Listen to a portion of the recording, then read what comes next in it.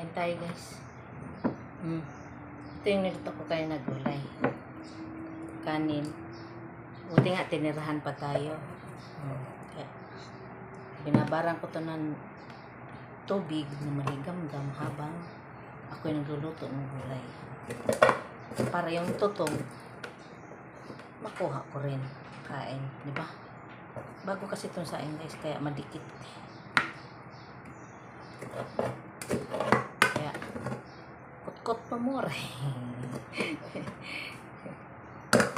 Sisa na guys attire kong buhok guys.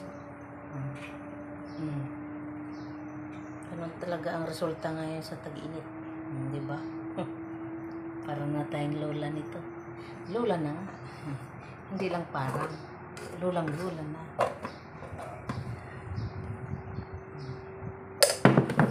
Busog tayo nito guys. Kay daming gulay at saka konting kanin. Oh, diba?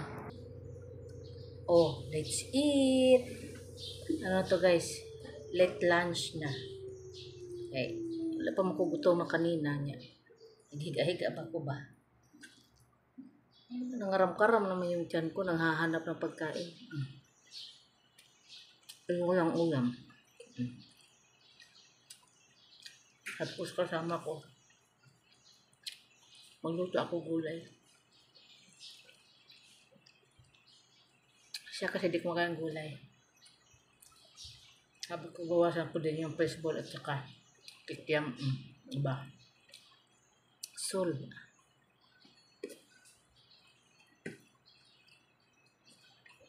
Ang kita kayo repolyo. Sayote.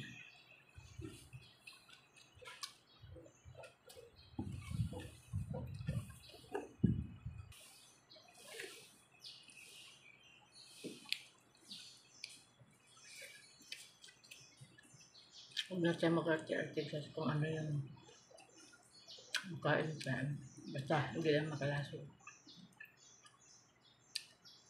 Kasi sa panahon yun, hirap na talaga. Marami nang nanguhulda. Maganakaw. Mga scammer, naglitangan na. Dahil sa panahon yun. Pero kadalasan nga mga scammer, taga-ibang bansa at mga taga-ibang lahi.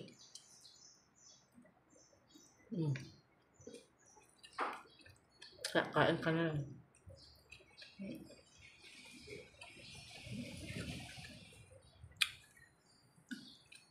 Akala niya guys, may scam niya ako. Ano man yung scam niya sa akin? Isa lang ako mahirap.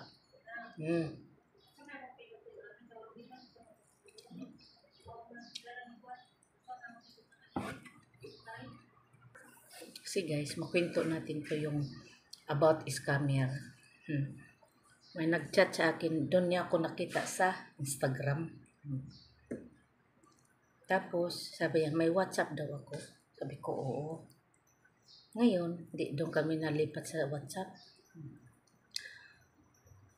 Ano naman siya guys, kung ano sa picture, siya doon sa personal. Yung hindi sa personal, sa cam ba? Kasi gusto ko mag-cam to cam para makita ko siya kung siya talaga kasi marami nga scammer. Siya naman guys, tapos sabi niya, punta daw siya dito ng Pilipinas. Ganong buwan, ganong pizza. So, sabi ko, hindi ako pwede diyan sa pizza na yan. Pero okay ako sa 1 month, sa buwan na yan na buong buwan. Pero pizza, hindi ako pwede, sabi ko. Tapos, okay lang ko no, na hindi ako makapunta sa airport na makasalubong sa kanya. O niya, sige. Kasi may trabaho nga tayo. Alam mo na kung anong trabaho na kasambahay. Hindi basta-basta tayo makadiyo. Ito na. Yung pizza na yun na sinabi niya sa akin na darating siya dito ng Pilipinas. Dumating nga. Ang masama lang guys, ang tumawag sa akin babae, number na dito sa Pilipinas. Ang sabi sa akin, hello? Oh, yes ma'am. Ito ba si Cora? Yes, ako si Cora. Sabi kong ganun. Confirm ko lang ma'am na dumating na si Bros ba yung apelido na yun? Pero andyan, pinost ko sa Facebook ko. dumating na si Sir Bruce. Sabi ko, ang sagot ko naman, bakit ikaw ang tumawag kung dumating na? Ang gusto ko, siya mismo ang tatawag sa akin, hindi ikaw. Yan ang sabi ko sa kanya. Bigla kong pinatay guys ang tawag niya.